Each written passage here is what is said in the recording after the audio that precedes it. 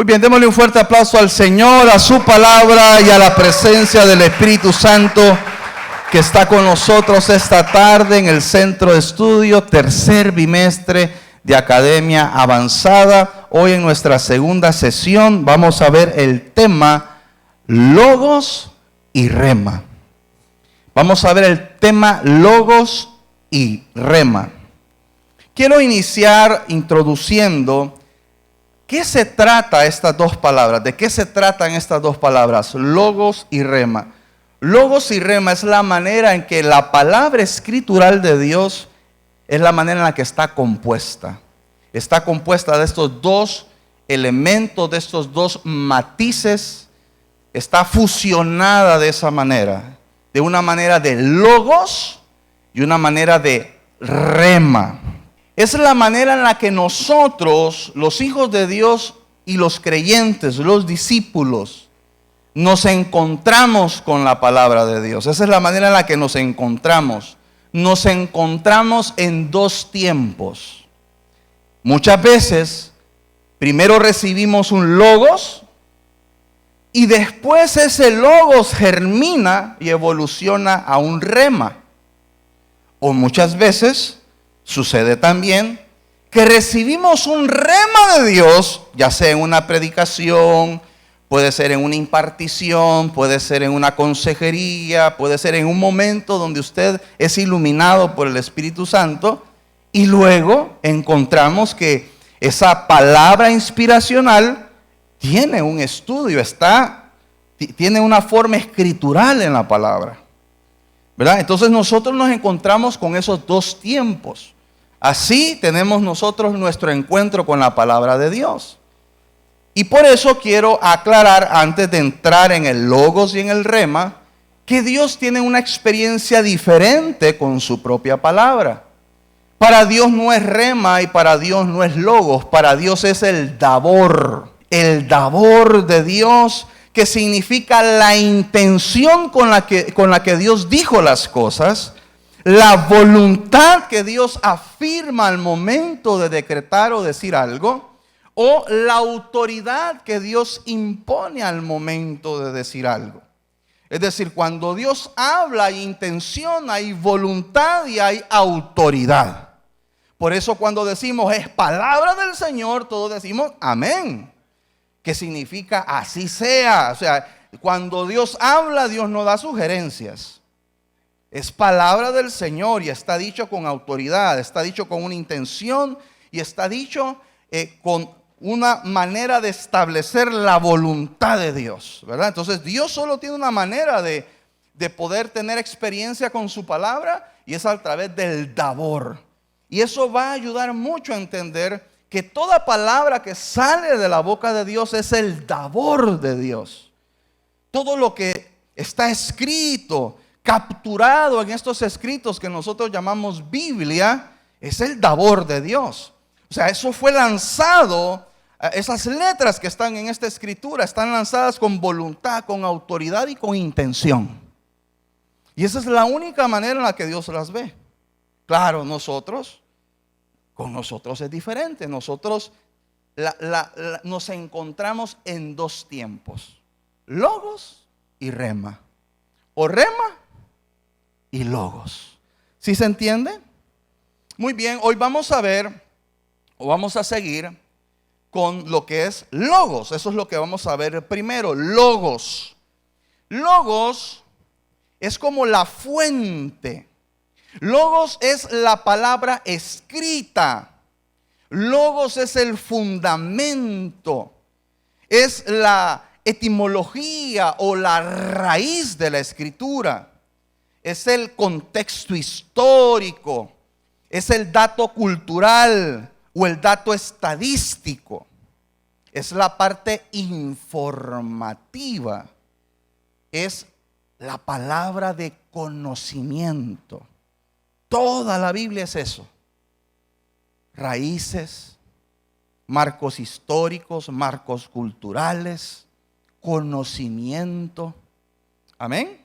Eso es logos. Podríamos decir que la palabra logos en su raíz griega, que ahí así se escribe, logos, sus acepciones son estudio, palabra, cálculo, razón. Mire qué acepción más interesante está. Poner en orden. Poner en orden. Esta palabra griega logos nació 540 años antes de Cristo. O sea que no es un término meramente eclesiástico. O sea, el logos es el estudio o la ciencia de algo. Para nosotros, la ciencia que estamos viendo, que es la palabra de Dios, estamos hablando de la palabra escrita de Dios, tiene que ver con el estudio de la palabra de Dios. Ahora, esa palabra logos, por primera vez en el Nuevo Testamento, aparece en Juan 1:1. Juan 1:1, y yo sé que usted se lo sabe, pero lo vamos a leer. Juan 1:1. Juan 1:1 dice: en el principio era el verbo, y el verbo era con Dios, y el verbo era Dios. Esa palabra verbo en Juan 1:1 en latín es la palabra verbum, verbum, que significa verbo. Entonces podríamos decir que Juan 1:1 dice así: en el principio era el logos, y el logos era con Dios, y el logos era Dios. Y sabemos de quién están hablando en Juan 1:1. ¿Quién es? ¿De quién es que están hablando? De Jesús. Jesús es el logos. Jesús es la expresión, Jesús es el conocimiento, Jesús es la cultura del reino, Jesús es el estudio de la palabra. Si estudiamos a Jesús, tenemos que estudiar la palabra. Amén. Entonces, ese término logos, que es el término palabra, que es el término verbo, que es el término Jesús, hablando escrituralmente, es la palabra creativa de Dios.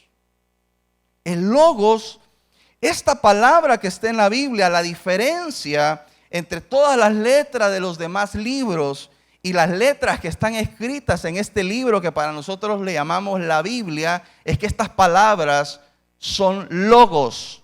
Esta palabra es verbo, esta palabra es viva. Esta palabra lleva la intención, la autoridad de Dios. Esta palabra crea. Amén. Entonces vamos a levantar nuestras manos y vamos a decir: la palabra de Dios creó todas las cosas, las que están fuera de mí y dentro de mí. Entonces es la palabra creativa, la palabra que crea lo visible y lo invisible. Eso es logos. ¿Por qué me importa mucho antes de? Porque la gente cree que logos solamente es la palabra escrita. No, antes de dejar logos, tenemos que dejar muy claro de qué depende logos. De cómo lo ve Dios, de dónde viene, o sea, qué materia prima es el logos. Que no es el estudio de cualquier ciencia, de la biología, de las demás cosas. No, es el estudio de palabras que están vivas. Y eso solo lo vamos a experimentar con la palabra de Dios. La palabra de Dios que está escrita, esta que está en la Biblia, creó todo. Ahí está detallado, narrado cómo fue la creación. ¿Y cómo creó Dios? Con su palabra, con su logos. Entonces yo quiero que usted entienda que en esta parte de la enseñanza nosotros comenzamos a valorar más lo que aquí está escrito. Porque lo que está encerrado en estas pastas, en estas dos pastas, son palabras vivas. Es potencia. Es la palabra creacional, la palabra que crea lo visible, lo invisible. Dice la palabra que lo invisible creó lo visible. Y que cada vez que nosotros estudiamos estos escritos, estamos estudiando palabras vivas. que esto que nosotros llamamos Biblia creó todo lo que está fuera de nosotros. Y aún lo que Dios, y ahí podemos dar testimonio, cada uno de ustedes puede dar testimonio de lo que Dios está creando dentro de nosotros. Que habían cosas que hace un tiempo no estaban ahí. Y de la única manera que se edificaron fue a través de estas palabras. Imagínense, eso es lo más evidente. Esa es la evidencia que usted carga en su vida, que hay cosas que hoy están ahí dentro de usted que antes no estaban. Porque, ¿verdad? ¿Cómo podernos a discutir cómo se crearon las cosas? Pero ¿quién puede discutir conmigo lo que Dios creó dentro de mí? Yo no estuve cuando ese árbol nació. Yo no estuve cuando el primer pez empezó a nadar. Yo no estuve cuando la primera ave comenzó a volar. Pero sí estuve desde el momento en que Dios creó primero dentro de mí. Y la única materia prima que se utilizó para que algo en mí se creara fue la pura palabra de Dios. El logos. El logos de Dios. Podríamos decir que estas escrituras, la palabra de Dios, el logos, es el decreto del rey y la creación obedece a ella. Toda la creación obedece a lo que aquí está escrito. Amén. En el ejercicio, el logos es el estudio de la palabra de Dios. Es el estudio de la palabra de Dios. Ahora vamos a hablar acerca del rema, que es el otro componente, el otro compuesto. Rema. El rema es el espíritu de esa misma escritura. Porque hablábamos que esta palabra es viva. Bueno, esa palabra viva tiene un espíritu. Rema es la raíz griega que significa anunciado. Mire la otra acepción que tiene. Apropiarse para exponerlo. Podríamos decir que el rema es cuando una palabra se convierte en una dirección personal. Posiblemente yo diga algo en este momento escrituralmente, posiblemente yo lo lea literalmente o lo exponga, pero está en la palabra escrita y entonces alguno posiblemente simplemente sigue normal, pero hay alguien que le brinca al espíritu. Ya eso no es solo información. Al que le brincó al espíritu, eso, ese salto que hubo dentro de usted, eso fue rema. Porque para usted eso se volvió algo personal. Eso que dijo el pastor, tal vez al de lado no le pasó nada, pero para usted dijo, saltó su espíritu. Y dijo, esa es una dirección. Tal vez no para todos, pero para la persona que saltó se vuelve una dirección personal. Por lo tanto, para poder hacer uso de una dirección, hay que entenderla. ¿Cuántas veces alguien ha tenido una dirección que no entiende? O le dictan una dirección que no entiende. Entonces, para que la dirección sea funcional hay que entenderla.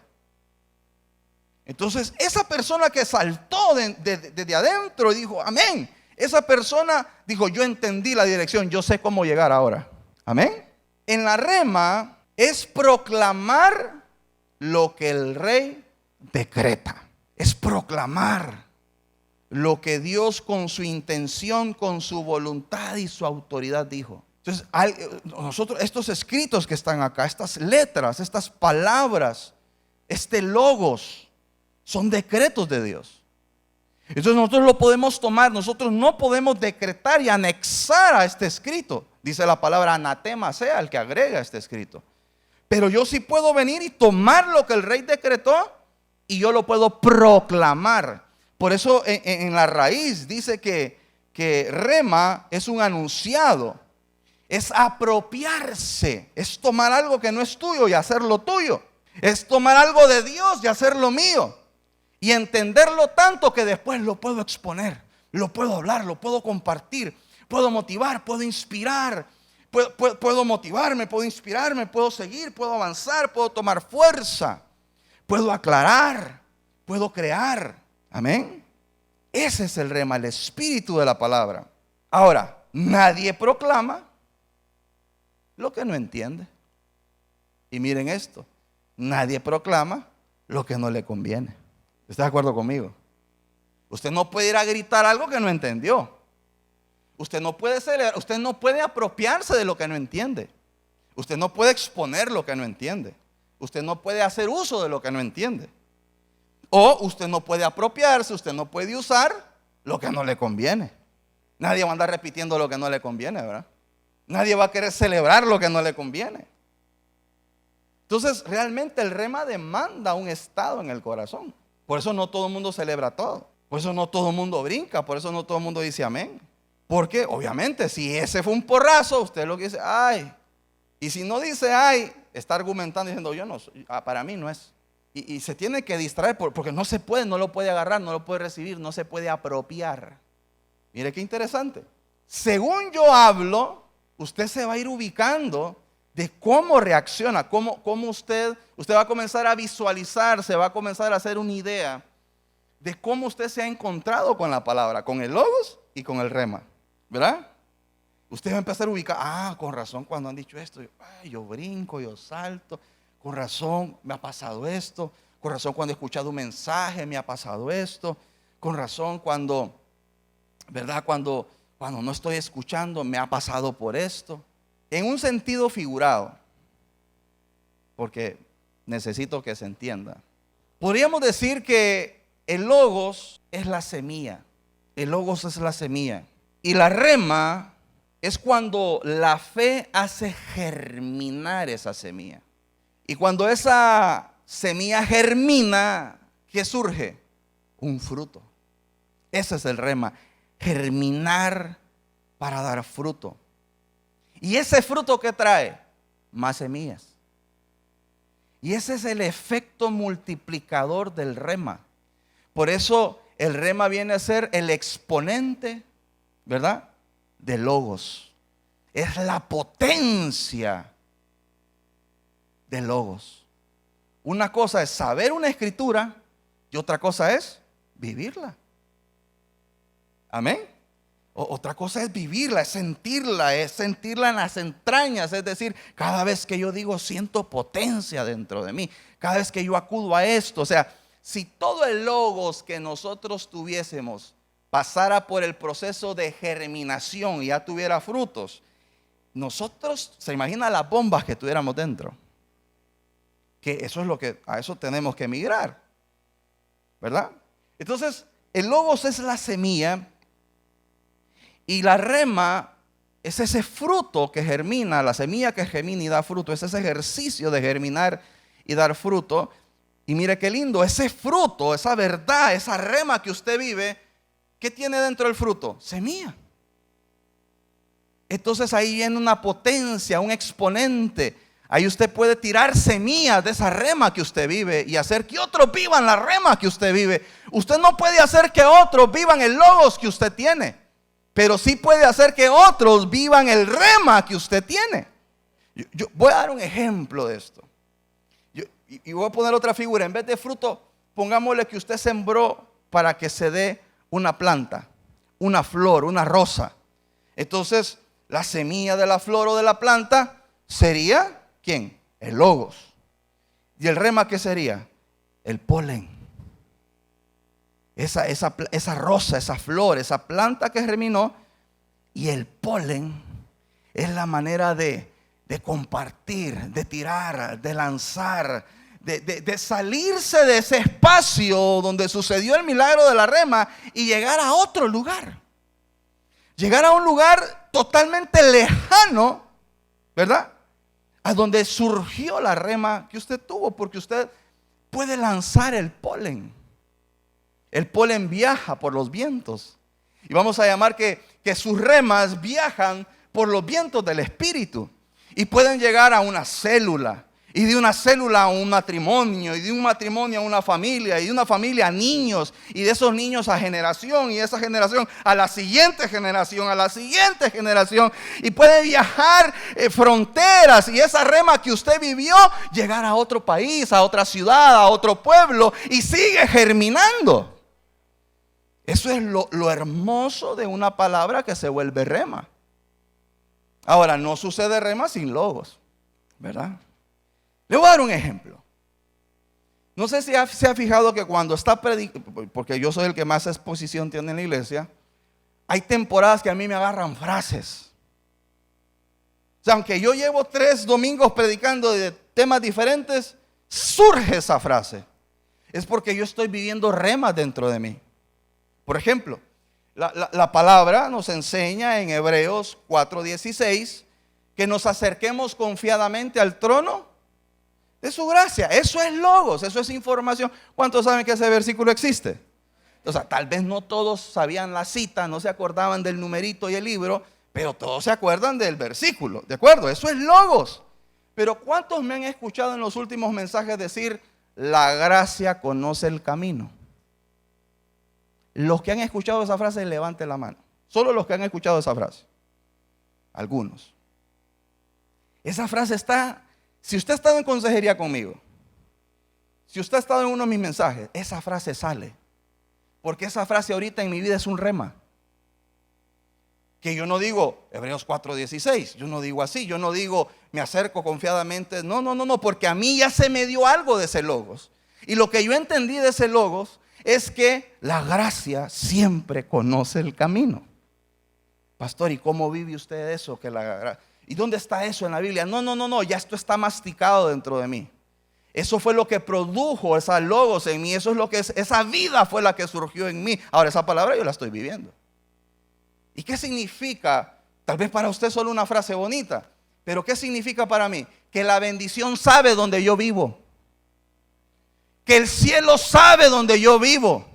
Y que también yo conozco la dirección de la bendición para yo poder llegar a la bendición. Que el Espíritu que está en mí sabe cuál es la decisión correcta para decidir correcto, para llegar al lugar correcto. Para mí esta verdad de la gracia conoce el camino, es que la gracia conoce todos los senderos divinos y todos los senderos de la eternidad de Dios. Entonces yo vivo, tal vez para usted sea, qué bueno, pastor, pero para mí eso ahorita es vida. Yo estoy caminando sobre esa palabra en este momento. Y todos los que están cerca de mí van a escucharme, la gracia conoce el camino. Mi hijo le va a decir, mi papá dice que la gracia conoce el camino. Otros me van a oír diciendo, yo vivo bajo pacto. Yo vivo bajo pacto. Yo vivo bajo pacto. Y yo voy a un parqueo donde está lleno y yo digo, yo vivo bajo pacto. Y se me abre el parqueo y yo me pongo ahí. Cuando me dicen no hay, yo digo, yo vivo bajo pacto. Ah, no, mire, que aquí queda el último. Ahora identifica usted esto. Cuando usted anda una de esas, anda una rema. No es información, no es una cita bíblica que leyó, no es un devocional, no. Usted anda una palabra que está viviendo. Eso es rema. ¿A cuántos les ha pasado eso? Ahora también vamos a hablar acerca del balance de logos y rema. El sano balance que debe de haber en el logos y el rema. Porque ¿qué es lo que sucede?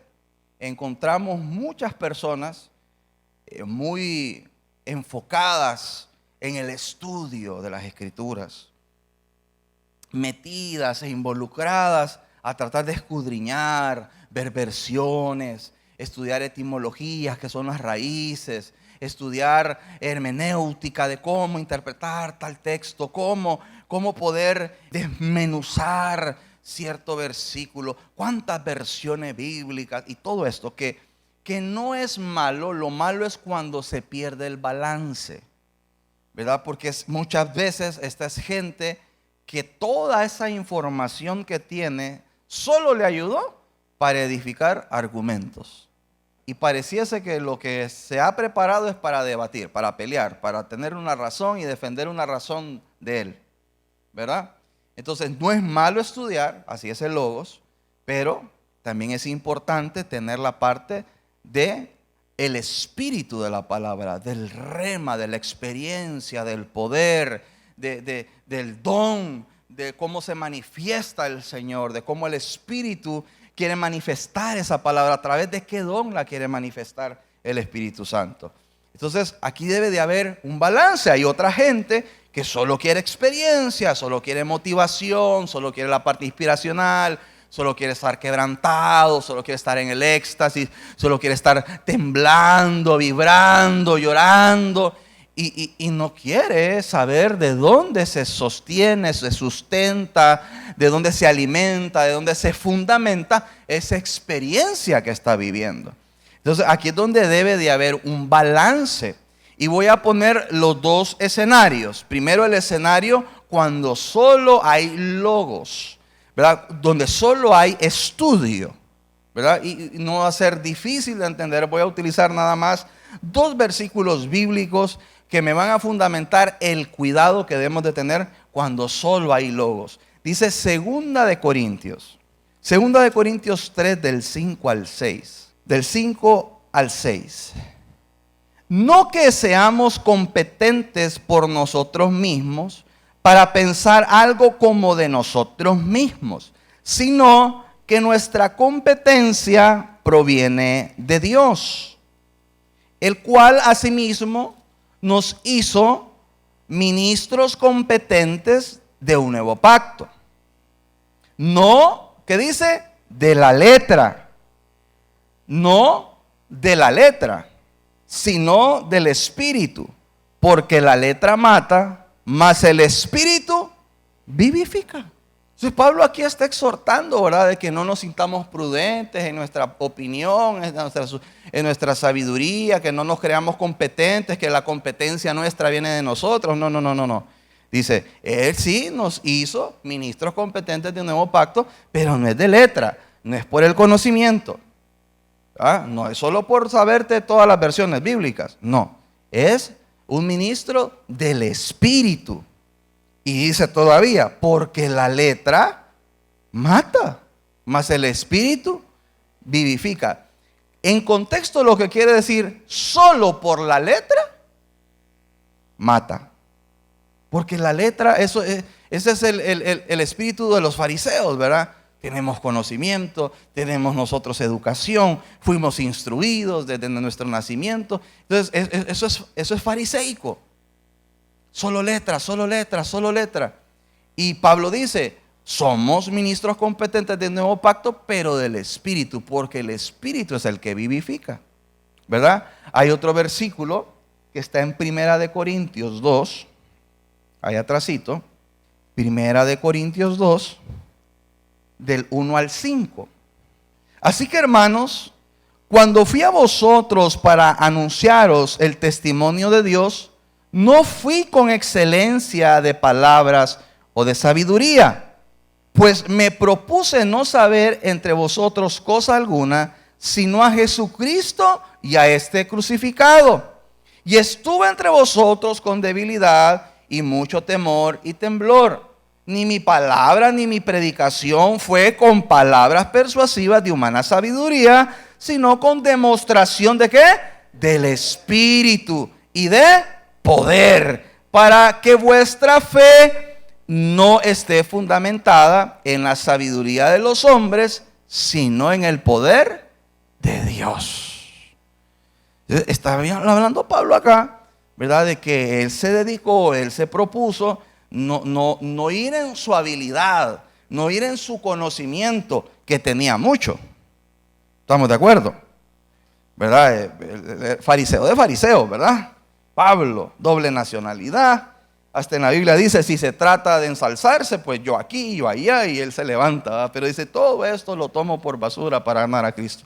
Pero ¿qué es lo que está diciendo Pablo? Pablo que tenía cómo poder hablar con sabiduría humana, hablar con un léxico complicado, hablar de raíces, hablar de aquí, hablar de ley. Pero dice, no, yo me propuse una cosa, yo fui intencional, yo no fui con mi sabiduría, yo fui a ustedes con poder y con demostración para que su fe no sea fundada en palabras de sabiduría humana, sino en el poder del Espíritu Santo.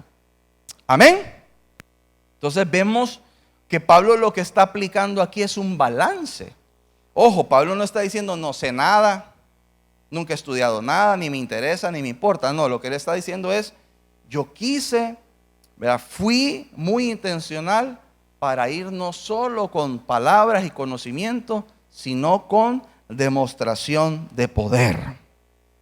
Entonces, esos dos escenarios nos muestran que muchas veces le digo, hay momentos donde como que queremos, ¿verdad? Yo le digo a usted el ego de, no, que quiero estudiar teología, que quiero estudiar acá, que no es malo, pero mire cuando todas las personas que están acá, casi el 100%, ya son líderes, ya predican, ya ministran.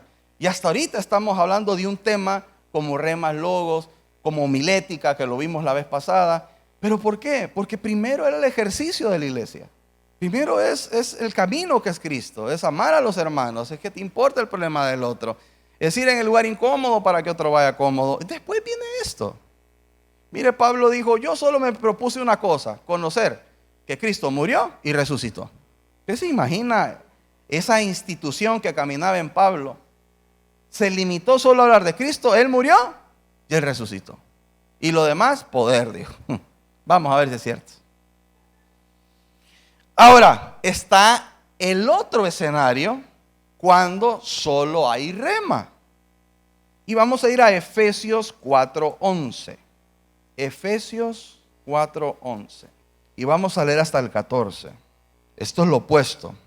Dice, y Él mismo constituyó a unos apóstoles, a otros profetas, a otros evangelistas, a otros pastores y a otros maestros, a fin de perfeccionar a los santos para la obra del ministerio, para la edificación del cuerpo de Cristo, hasta que todos lleguemos a la unidad de la fe y del conocimiento del Hijo de Dios, a un varón perfecto, a la medida de la estatura de la plenitud de Cristo, para que ya no seamos niños fluctuantes, llevados por doquiera de todo viento de doctrina, por estratagema de hombres que para engañar emplean con astucia las artimañas del error. Entonces, todo esto acá lo que nos está anunciando es que los apóstoles, los maestros, los pastores, los evangelistas, todos ellos operan, los profetas, operan para la enseñanza y la preparación de los santos para la obra del ministerio. O sea, ellos están, esas 5 oficinas de Dios trabajan para educar al pueblo, para enseñarle, para darle conocimiento, para darle entendimiento, para darle entrenamiento, ¿verdad? Para que sean fuertes, para que puedan crecer en el conocimiento y que lleguen a la estatura del varón perfecto, que este es Cristo Jesús, y que no sean llevados ni manipulados por cualquier viento de doctrina. Porque hay gente, dice la Escritura, que con artimañas emplean el error y manipulan la palabra. Entonces, hay muchas prácticas que no son de Dios. ¿Y cómo va a saber usted si es o no es? Porque ha estudiado, porque lo ha fundamentado, ¿verdad? Entonces, toda experiencia espiritual también debe de tener un fundamento. O sea, el balance, ¿verdad? Que no solo poder, que no solo llorar, que no solo temblar, sino que haya palabra. En nuestra iglesia nunca ha sucedido que comencemos un momento de ministrar sin antes haber administrado algo primero. Primero hay que administrar y después hay que ministrar. Hay que tener para poder dar. ¿Cómo uno va a hacer a la gente pasar al altar si el altar ni encendido está? ¿Qué va a pasar? ¿Cuántos entienden eso? Primero hay que preparar el altar. Hay que organizarlo, hay que ponerlo. ¿Sí me están entendiendo la figura? Hay que encenderlo, hay que poner ofrenda en el altar. Y no estoy hablando solo de la ofrenda del diezmo y la ofrenda de dinero, sino la alabanza, la adoración, la predicación, nuestras decisiones que estamos tomando en el altar, ¿verdad? Hay todo un preámbulo antes, ¿verdad? Y el siguiente versículo lo podemos encontrar en Primera de Corintios. Vamos a regresar a Corintios 2, del 6 al 7. 2 del 6 al 7. Dice así: sin embargo, hablamos sabiduría entre los que han alcanzado madurez, y sabiduría no de este siglo, ni de los príncipes de este siglo que perecen, Mas hablamos sabiduría de Dios en misterio. La sabiduría oculta, la cual Dios predestinó antes de los siglos para nuestra gloria. Mi hermano, si el Logos es una semilla, aquí hay un semillero. Y dice aquí que todos estos misterios que están ocultos para los reyes de este siglo son para nosotros. Y que las semillas de este semillero son parte de nuestra gloria. Hay que escarbar. Hay que buscar estas semillas. Hay que escarbar en el Logos. Si siempre buscamos Logos, siempre vamos a tener rema. Amén. Ahora miren lo que dice el versículo. Está dándole un balance, porque en eso estamos, dándole un balance. Dice Pablo, ahora dice Pablo, entre los maduros hablamos sabiduría. Porque no podemos estar hablando siempre de que Cristo murió y resucitó. Tenemos que sacar esas perlas. Y están los escenarios y los lugares para poder hablar de estas cosas, como por ejemplo en un centro de estudios, en un discipulado, de academia avanzada. Ya podemos hablar de estas cosas, porque con los maduros hablamos sabiduría. Ah, no, pero ponga cara de maduro. Aunque algunos de ustedes están camulianes, pero usted ponga cara de maduro. Entre los maduros se habla sabiduría, se habla de conocimiento. Porque esas perlas son parte de nuestra gloria. Y hay que atesorar esos misterios que están en el Logos. Estudiar, leer. Aquí es donde nos debemos de interesar. Bueno, pastor, ya ahora que hago cosas que Cristo hacía, déjeme concordancia, déjeme ir a la raíz, enséñeme ir al hebreo, enséñeme ir al griego, enséñeme de dónde se origina, por qué hacemos esto, por qué hacemos lo otro. Enséñame a defender la esperanza, la que estoy llamado a defender. Pero ya resolvimos lo más importante, que es hacer lo que Cristo hacía. Yo no veo que Jesús se haya sentado con los discípulos. Ahora les voy a explicar qué es rema y qué es logos.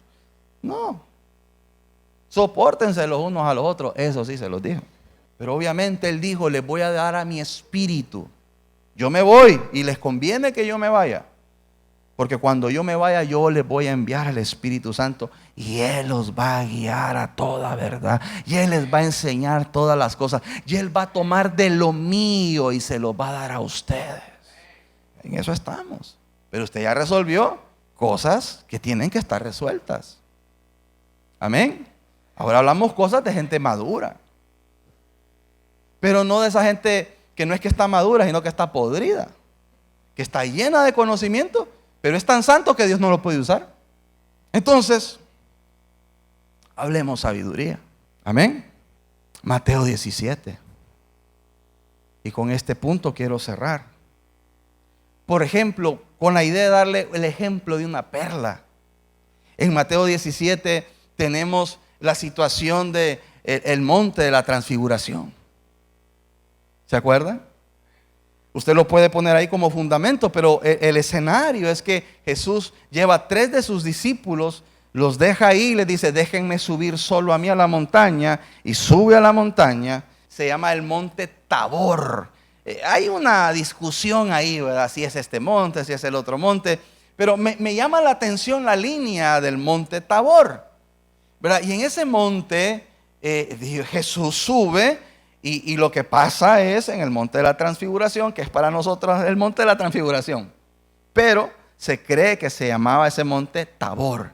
Y entonces Jesús sube al monte y, ¿verdad? Él está en el centro y se aparecen a sus lados. A su izquierda aparece Moisés y a su derecha aparece Elías. Y lo que sucede es que pasa ahí un evento sobrenatural y Jesús cambia una situación sobrenatural y su rostro se vuelve con una luz profunda, tanto que los discípulos tuvieron temor y pusieron su rostro al suelo y descendió una nube y la nube dijo, este es mi hijo. Hubo una manifestación de Dios ahí, ¿verdad? Pero lo tremendo es que aparece dentro de todos los que pudieron haber aparecido. Aparece Moisés en un lado y Elías en el otro. y Jesús en el centro.